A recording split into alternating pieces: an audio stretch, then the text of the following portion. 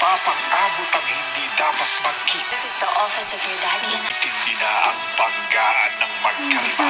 Pumunta si Johnny sa Oriental Ridge State Office para magmanman kay Samuel at pagpasok niya sa opisina nila ay walang katao-tao, maging si Agnes ay wala sa table niya. Nang saktong makita niya yung office ni Samuel pero wala siya doon, kaya agad itong pumasok pero saktong nakita ni Agnes kaya agad niya itong tinawag. Nagpanggap si Johnny na nagpunta siya sa opisina para sunduin ang asawa niya pero hindi na kumbinsi si Agnes.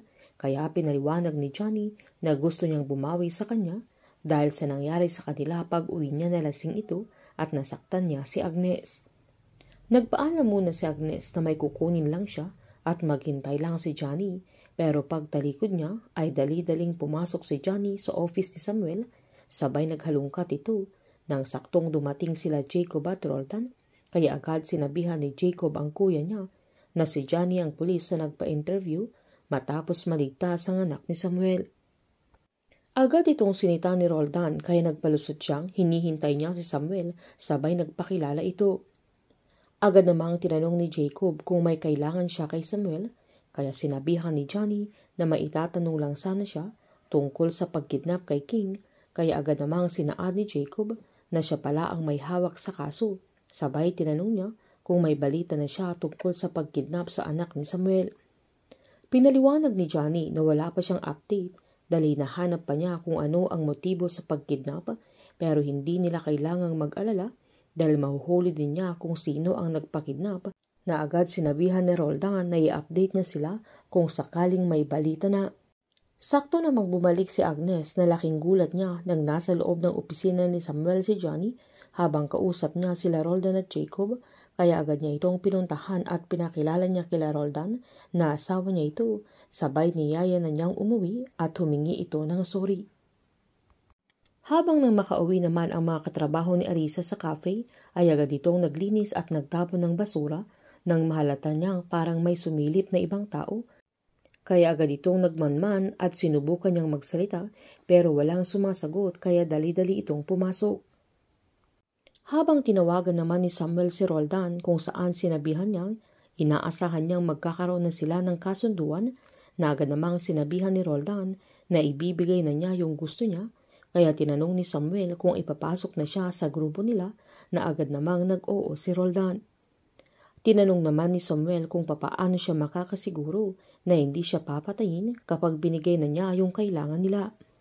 Sinumbat ni Roldan na kasiguraduhan pa ang gusto niya at papapasukin niya ito sa grupo nila kung ibibigay niya yung gusto nila, na agad namang sinumbat ni Samuel na hindi siya kumbinsido sa rason niya kaya pinatay niya yung cellphone na dahilan na mas kumulo na naman ang dugo ni Roldan sa kanya.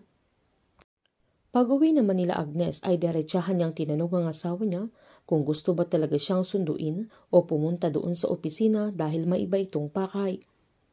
Giniit naman ni Johnny na kanina pa ito paulit-ulit na bakit ayaw niyang maniwala. Agad namang sinumbat ni Agnes na kilala niya ito, na sabihin niya kung ano ang totoo na dahil ba kay Samuel kung bakit siya pumunta doon. Galit na sinabihan ni Johnny na Samuel na naman na puro na lang ito Samuel kaya siguro nagkakaganon siya dahil gusto niyang si Samuel ang maghatid sa kanya. Palabang sinabihan ni Agnes na wag niya itong baliktarin. Sabay tinanong niya ulit kung ano ang sadya niya sa opisina. Pinaliwanag naman ng asawa niya na napadaan siya kaya sumilip ito, lalo't siya ang may hawak sa kaso ni King kaya magtatanong lang sana ito. Sinumbat naman ni Agnes na pumunta siya doon hindi para magtanong kundi baka para manakot dahil dapat pag tinatanong ay pinapapunta sa presinto. Dahil booking na si Johnny ay agad niyang sinabihan ng asawa niya na pumunta siya doon dahil sa kanya dahil gusto niyang bumawi. Sabay naglambing ito pero nalaban si Agnes kaya tinulak siya ng asawa niya dahil ayaw niyang ibigay yung gusto ni Johnny kaya nagdabog itong umalis na.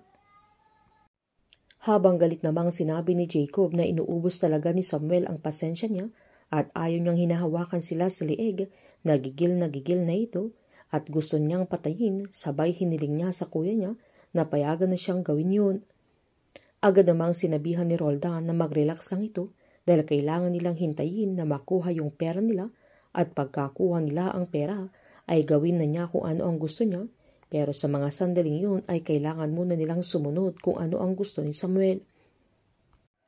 Dumiretso naman si Johnny sa hotel kasama si Delilah kung saan sinabihan ng kabit niya na iba talaga siya dahil hindi ito nauubusan ng init na agad namang hinalikan ni Johnny sabay sinabihan niyang iba din kasi si Delilah. Hiniling ng kabit niya na iwan na niya si Agnes dahil mukhang hindi naman niya mahal ang asawa niya, pero galit na pinagsabihan ni Johnny na wag na niyang uulitin dahil anuman ang problema nilang mag-asawa ay labas na siya doon at yung bunganga niya ay wala siyang karapatang banggitin ang pangalan ni Agnes kaya natakot si Delilah na agad na lang itong tumango dahil nanggigil si Johnny sa kanya. Dahil lumipat na sila Samuel sa isang subdivision ay mag-aaral na si King kung saan nag-aaral si Chloe na kung minsan ay si Leia ang naghahatid sa kanyang anak. Pagkagaling nila Leia at Chloe sa school ay pupunta sila sa opisina nila Jacob na wala siyang kalam-alam na doon nagtatrabaho si Samuel.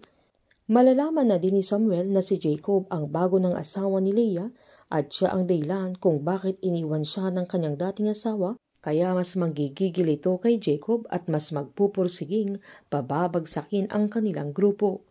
Painit ng painit ang mga tagpo, sabay-sabay po nating subaybayan ang advance episode ng Sins of the Father dito lamang po sa aking channel. Patuloy lamang pong manood, mag-likes at mag-subscribe para ma-update po kayo sa mga advance episode.